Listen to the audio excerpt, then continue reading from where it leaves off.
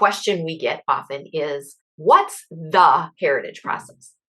That was probably a mistake on my part by calling it the heritage process, because people think it's the process. It's a step-by-step thing, and every family goes through, the same process in the same time in the same order. And that's just not true. Every family is different. There are certain elements that we know they have to hit in order to be successful. And ultimately, those successful families create a culture of communication, trust, and mentoring wrapped around their family purpose. How they get there, though, is not a step-by-step thing. One of my clients was a farmer in Kansas, and as we got talking about it, he goes, "You don't have a sausage maker." My other advisor with a big bank, and he said, "They have a sausage maker. We do this meeting, then we do this meeting, then we do this meeting." And really, when you think about the heritage process, it's more like either baking or medicine, right? You can take the same ingredients and mix them different ways and get completely different meals. And that's what this is about. We train you on all the ingredients that you need to help the family, but then each family is going to be a little different as to how it all goes together. Yeah, and I love the great demonstration that you do during our training where you kind of walk us through.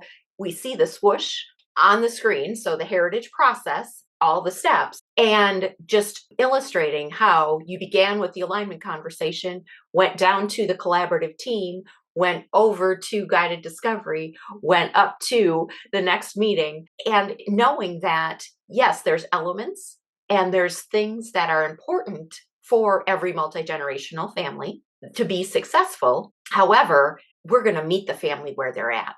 We're not going to tell them this is where they're starting. We're going to have the conversation with them. We're going to ask them what their desired outcomes are. And then from there is where we decide together with the client what next steps make the most sense. Even when we start, a lot of times we have a picture of what it's going to look like, but then there'll be a meeting and something will happen in that meeting that shifts what that picture looks like. And the family loves the fact that we can go with them rather than forcing them to go with us. That's a great way to put it too, is we facilitate to the family, not our specific process. And another thing to highlight is, yes, there is a white paper that's called Sustaining Family Wealth and Unity. However, knowing that the unity piece is how the family defines that. So it could be harmony.